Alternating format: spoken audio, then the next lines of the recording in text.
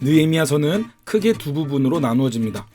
1장에서 6장까지는 성벽의 재건 과정을 다루고 있고 7장에서 13장까지는 성벽 헌납식과 이스라엘 백성들의 영적 재무장을 다루고 있습니다. 에스라서의 주제가 성전 건축과 민족 부흥 운동이라면 느헤미야서는 예루살렘 성벽 재건과 율법에 대한 충성이 주제입니다. 느헤미야는 3차 귀환 공동체의 리더였습니다.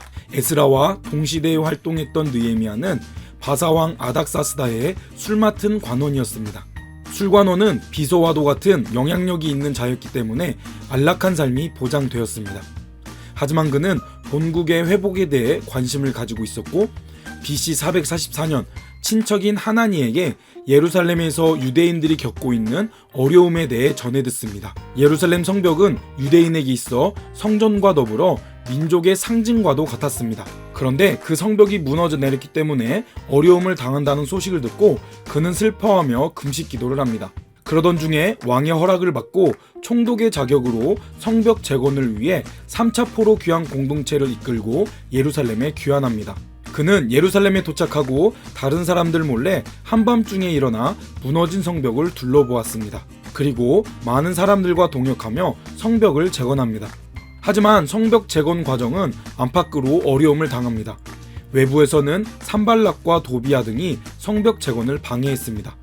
그들은 유대인을 조롱하며 고도의 심리전으로 성벽 재건을 포기하게 만들었습니다.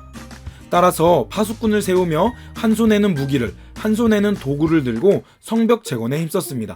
그리고 느헤미야를 속임수로 유혹하여 암살하려 했고 느헤미야를 모함하여 백성들과 이간질했습니다. 하지만 느헤미야는 하나님께 기도하며 맡겨진 사명을 진행했습니다. 내부에서도 어려움이 있었습니다.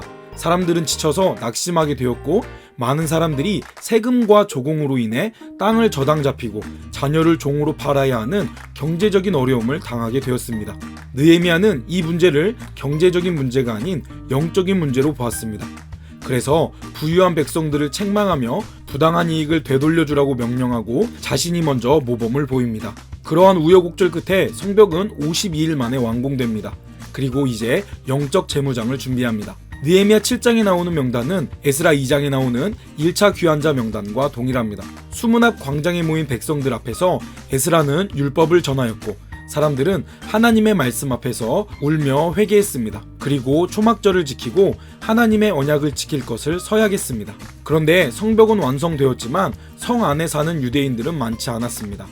그래서 성 밖에 사는 유대인들 중에 제비를 뽑아 성 안에 살게 했습니다. 이후 상황이 안정되자 느헤미야는 바사로 돌아가 얼마간 있다가 다시 돌아옵니다. 그런데 그 사이에 이스라엘 백성들이 다시 나태한 모습을 가지고 있는 것을 보고 그것을 바로잡습니다. 성전에 있는 방을 대적자인 도비아에게 주었던 것을 지적하며 다시 예전처럼 성전이 사용되도록 성전을 구별했습니다. 레위인에 대해 부당한 처우를 개선했고 레위인들이 다시 성전 일을 맡도록 조치했습니다. 안식일을 제대로 지키지 않는 것을 바로잡고 안식일에 장사하는 것을 막기 위해 성문을 닫았습니다.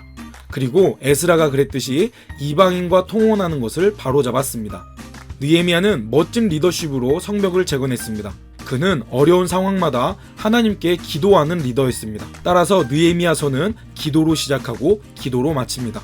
우리도 하나님이 원하시는 일을 위해 힘써 기도하며 감당해야 하겠습니다.